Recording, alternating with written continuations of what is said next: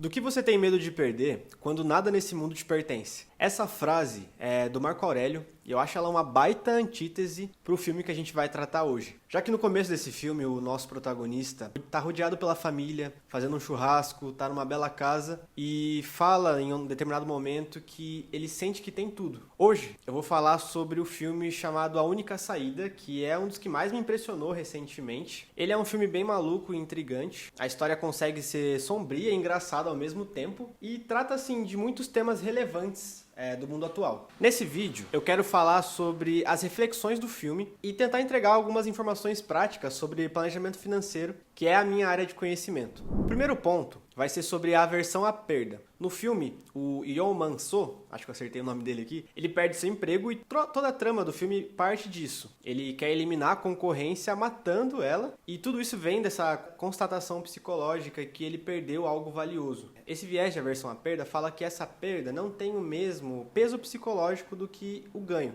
Por exemplo, se eu acho 10 reais na rua, isso é legal, mas não é equivalente à dor de perder os mesmos 10 reais. Ou seja, a nossa mente ela não trata as duas coisas da mesma forma. Segundo o pessoal que estudou muito sobre isso, né, que é a economia comportamental, as ciências comportamentais, a nossa mente ela costuma atribuir um peso 2 vezes maior à perda em relação ao ganho. E o problema é que esse viés traz uma falta de pensamento crítico sobre a própria vida. A identidade do protagonista está totalmente atrelada ao trabalho, que é uma coisa que a gente costuma fazer também. E no filme ele não consegue respirar e pensar em nenhuma mudança de carreira, de avaliar como que ele pode usar as habilidades que ele conquistou dentro da indústria do papel, que era o trabalho dele, para tentar trazer a renda para a família de alguma outra forma. E aqui eu sei que também tem um aspecto capitalista, né, que dificulta a recolocação profissional, porque ele se especializa em uma coisa e não consegue, muitas vezes, na maioria dos empregos, trazer muito valor com aquele conhecimento específico. Mas o foco do vídeo é mais no aspecto individual, como a nossa mente lida com o dinheiro, com a perda e com a relação entre essas coisas. Mas como que a gente consegue superar essa aversão à perda que acaba sendo prejudicial pra gente na hora de lidar com o dinheiro? Existe um exercício mental muito famoso que chama enquadramento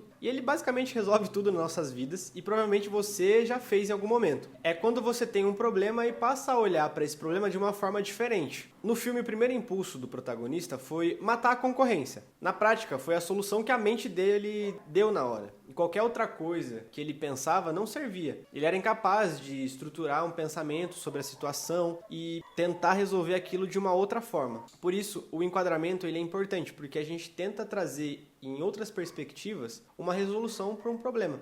E a gente tem essa tendência de sempre pensar a mesma coisa quando um problema aparece. Por exemplo, ele é demitido e a mente dele enquadra essas coisas ruins, eu não vou conseguir alimentar minha família, não vou conseguir manter meu carro, vou ter que vender a casa, que eu adoro, né? A casa é um ponto principal ali do filme. Durante o filme eles precisam doar o cachorro e isso deixa a filha extremamente triste e isso impacta bastante ele também. E esses medos, eles não são inválidos, né? Mas em toda situação de mudança ou de alguma perda, a gente tem aspectos positivos que podem ser levados em conta também, que fazem com que a gente se movimente, né? Não fique estacionado ali ou pense em coisas absurdas igual o protagonista pensou. Ele poderia ter uma outra carreira, o filme mesmo fala sobre eles abrirem um negócio e tentarem a vida em outra coisa, mas essa noção da perda e da identidade em prover prende ele na única solução possível, que é essa solução absurda. Outra coisa importante da gente conversar sobre esse filme é sobre padrão de vida. Não existe solução mirabolante para um problema como a falta de emprego. A gente tem uma queda muito alta de renda, não é? Então a gente precisa responder algumas perguntas para conseguir lidar com essa situação da melhor forma possível. A primeira é, qual é o meu padrão de vida hoje? Quanto que custa o meu mês? A segunda é, eu tenho alguma reserva para ganhar tempo? Se eu não tiver essa reserva, que movimento que eu devo fazer? No filme, a mulher dele começa a trazer os custos que precisam cortados, fala sobre o tênis dela, fala sobre o carro que precisa ser vendido, fala sobre Netflix. E ele recusa essa ideia de perder essas coisas porque não dá para aceitar que agora eu tenho que gastar menos, né? Eu sempre lutei tanto para ter uma vida nesses moldes e agora eu tenho que abrir mão disso. E apesar disso soar muito incoerente e infantil, todos nós fazemos isso na vida em um grau menor, claro, né? Eu já me falei várias vezes, como que eu não posso comprar essa coisa? Eu trabalhei tanto para isso,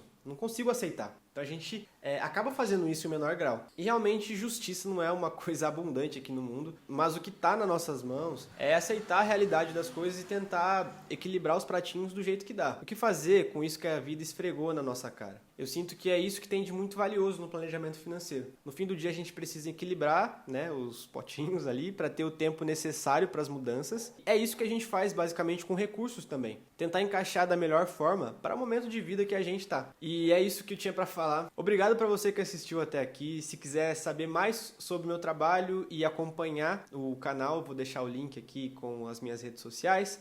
Fica à vontade para falar diretamente comigo por lá. E também as coisas clássicas aqui do YouTube, né? Não esquece de se inscrever no canal e acompanhar os próximos vídeos. E eu quero muito saber a opinião de vocês com relação a esse filme, com relação ao que foi falado aqui. Tem algum ponto que você acha que eu deixei de trazer e queria continuar a discussão aqui nos comentários? Tô curioso para saber, fico no aguardo aqui e obrigado. Vejo vocês na próxima. Tchau, tchau.